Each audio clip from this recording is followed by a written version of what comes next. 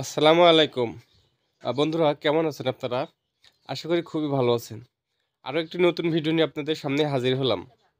কাছে দূরে দেশে এবং দেশের বাইরে যে যেখান থেকে আমার এই ভিডিওটি দেখছেন, পাবনার র‍্যাবিট হাউস ইউটিউব চ্যানেলের পক্ষ থেকে স্বাগতম। বন্ধুরা, আজকে যে ভিডিওটি আপনাদের জন্য নিয়ে এসেছি সেটা হলো পাতাকপি। কেউ একে বাঁধাকপিও বলে থাকে।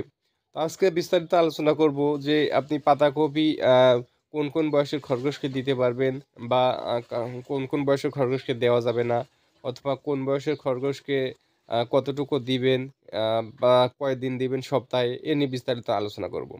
বন্ধুরা, পাতাকপি বাংলাদেশের সকলখানে কম বেশি আ উৎপন্ন হয়ে থাকে। স্বাভাবিকভাবে আপনি শহরে অথবা গ্রামে যেকোনো জায়গায় যান না কেন, পাতাকপি পেয়ে যাবেন খুব সহজে হাতের কাছে। বিশেষ করে শীতের সিজন। তো এখন যেহেতু শীতের সিজন প্রায় শেষের দিকে, এখন এখনো মোটামুটি বাজারে খুব ভালোই আছে পাতাকপি। কেননা এখন আপনি ইচ্ছা করলেই বেশ কিছু পাতাকপি একসাথে কিনে নিয়ে রাখতে পারেন। বেশ কয়েকদিন ধরে আপনি বাড়িতে সংরক্ষণ করে খাওয়াইতে পারেন। অথবা আপনি সম্ভব হলে নিজেও পাতাকপির গাছ রোপণ করে পাতাকপি জন্মাতে পারেন। তো বন্ধুরা, আজকে আলোচনা করব যে আসলে আপনি কোন বয়সের খরগোশে পাতাকপি দিবেন বা কোনগুলো বয়সের খরগোশকে দিবেন না। বন্ধুরা, অনেকেই হয়তো জানে না বা না জানার কারণে দেখা যায় যে বিভিন্ন বিভ্রান্তির মধ্যে ভোগে। স্বাভাবিকভাবে আপনার খরগোশের বাচ্চার বয়স যদি ১ মাসের কম হয়, তাহলে আপনার সেই বাচ্চাগুলাকে পাতাকপি না দেওয়াই ভালো। তবেও আপনি যদি দেন, অল্প পরিমাণে ১ দিন বা ২ দিন দিতে পারেন সপ্তাহে। কেননা এই সময় বাচ্চাগুলার হজম শক্তি খুবই কম থাকে। এই সময় পাতাকপি না দেওয়াই ভালো। তো অনেকে প্রশ্ন করতে পারে, "ভাই, পাতাকপি দিলে কি সমস্যা?" তো বন্ধুরা, আপনি যদি একাধারে অনেকদিন পাতাকপি দেন, একসময় দেখা যায় যে পাতাকপি খাওয়ার ফলে খরগোশের পেটে গ্যাস হয়ে যায়। কেননা পাতাকপি একেবারে নরম এবং সফট একটি অ্যা আ সবজি। যার কারণে এরা বেশি খাইলে পেটে ফুলে পাতলা পায়খানা হওয়ার সম্ভাবনা থাকে। আপনি পাতাকপির পাশাপাশি যদি শুকনো অন্য কোনো খাবার দেন বা শুকনো কিছু ঘাস দেন, তাহলে সমস্যা নাই।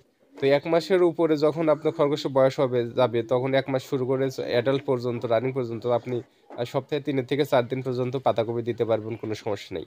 আমার এই বাচ্চাগুলোর বয়স হচ্ছে ১ মাস।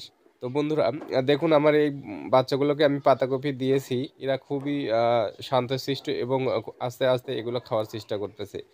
কেননা ১ মাসের আগ পর্যন্ত দিলে এরা হজম শক্তি খুবই কম হইতো। যে আমি এই বাচ্চাগুলোকে দেখেন ফুলকপির ডাঁটা দিয়েছি। এরা আস্তে আস্তে কামড়ানোর চেষ্টা করছে। যেহেতু এদের দাঁত একেবারেই নরম এবং মাত্র উঠতেছে।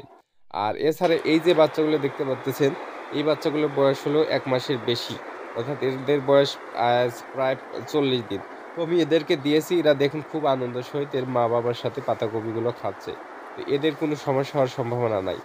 এছাড়া আপনি যদি চিন্তা করেন যে আমি পাতাকপি, অনেক সময় দেখা যায় যে খরগোশগুলা আপনি পুরাপুরি দিতে থাকলে ওরা নাও খাইতে পারে। তো আমি কারণে সুন্দর করে কুচি করে কেটে আলাদা করে একটা পাত্রের মধ্যে দিয়েছি। তো বন্ধুরা, এখানে লক্ষ্য রাখবেন যে পাতাকপি যখন আপনি দিবেন, তখন যেন পাতাকপিতে ধুলাবালি, ময়লা, মাটি এগুলা না থাকে। অবশ্যই সুন্দর করে পরিষ্কার করে ধুয়ে দিবেন। আর খেয়াল রাখবেন কোনোভাবে যেন পাতাকপিতে পানি না থাকে। কেননা পানি থাকলে খরগোশের সমস্যা হইতে পারে।